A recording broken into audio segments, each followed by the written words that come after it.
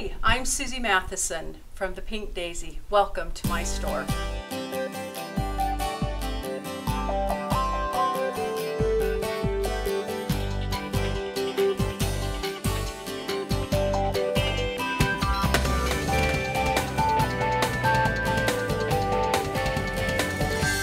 Okay, this tutorial will highlight dry embossing. If this is something that you've never done before, you're in for a really big treat. It is really fun. It's amazing what you can do just with paper. So these are the components that you will need in order to do any kind of dry embossing. The first and most important would be a light source. We would recommend a light box if you have one handy. If not, you can use a window, but sometimes your arms fall asleep. So nice if you can have a light box.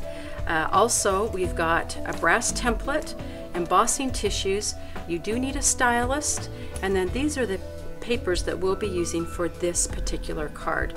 We've also included some distressing ink to help show some of the detail, and then there's also paper scratchers or scruffers that we'll use to help highlight more of your dry embossed detail. First of all, a simple attachment for your background paper, just so that you've got your background already put together. This part obviously does not include the dry embossing, but it is part of your assembly.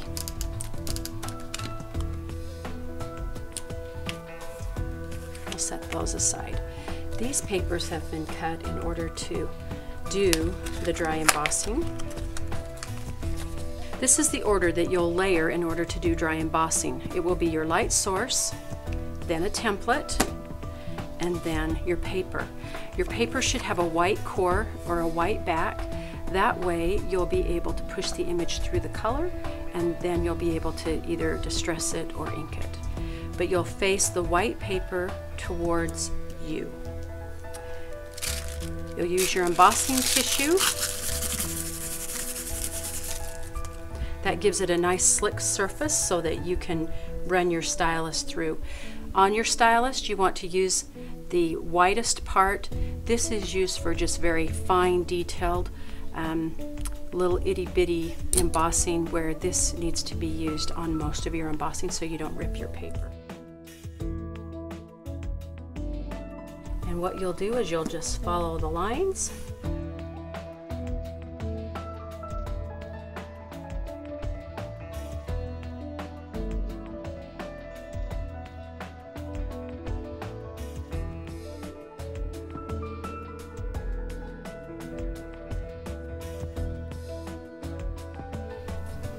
Okay, and when you turn it around, your image has been pushed through. In order to see it, what you're going to do is you're going to sand it with your paper scruffers and scrapers. You see how that image just comes right alive so you can see it? And then you'll cut it out, leaving about 1/8 of an inch border, just because you don't want to cut right into the detail that you've just put on there.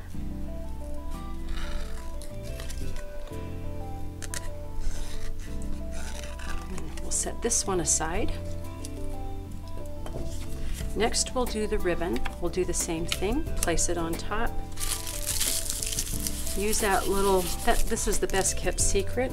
It makes it so your stylus flows nice and smooth and that you don't rip your paper. A lot of people who make cards don't know that little secret.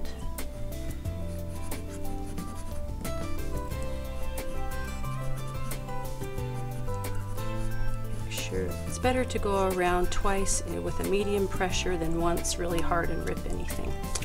So there I've got my bow. It's a little harder to see, but if you take your paper scruffer and you do a little bit of sanding, remove some of the color, then you're going to do your detail work. And this is where you're going to cut.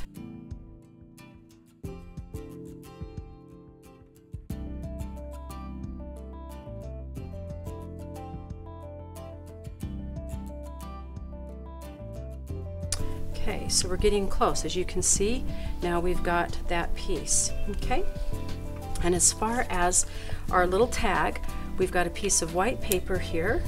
Take our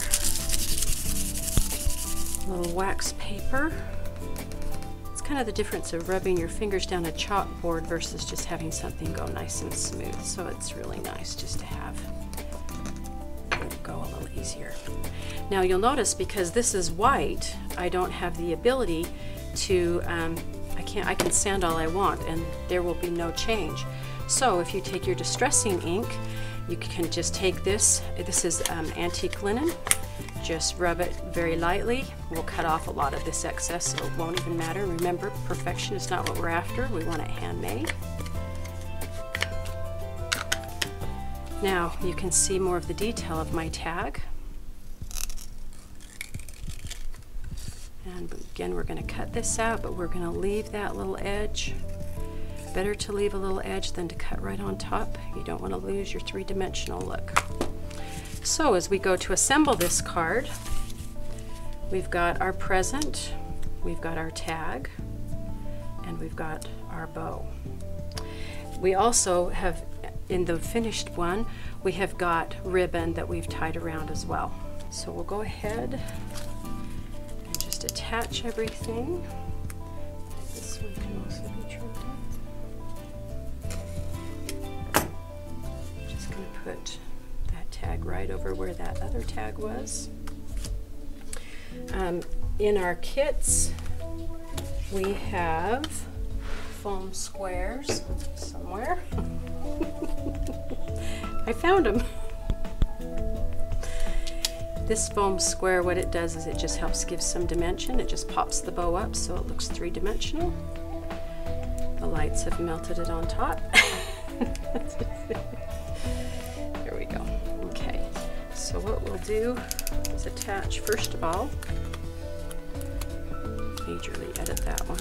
Okay, we're going to attach this here, and then our bow will be just above here. Then we're going to take our ribbon. We go all the way around, and the secret is that we tuck some things in the knot. We take the other two ribbons, place them in the knot, and now we'll tie another knot. That way you only have to use one ribbon going all the way around, the others are caught in the knot. We'll do one more knot here just to help secure those ribbons because they're a little bit thicker. And then if you want to do some fancy cutting, you can fold it in half, cut towards the middle to get a forked edge. Gives it a little fancier look. The others you'll want to trim on an angle.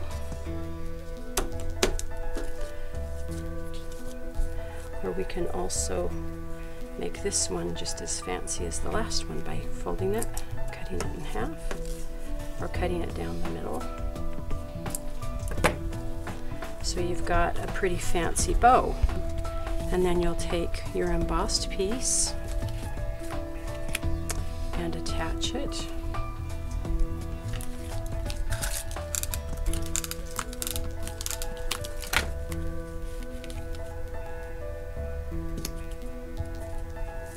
Like that.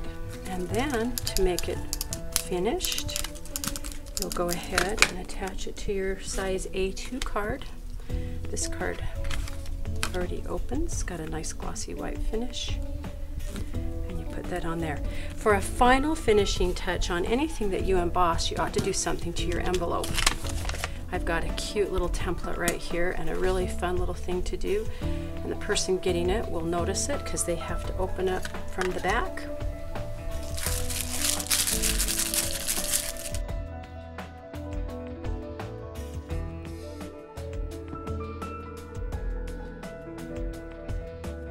And when you're done, I don't know if you can see it, but you've got a little embossed envelope. So when they go to open their card, on the back of the envelope is a little embossed flower.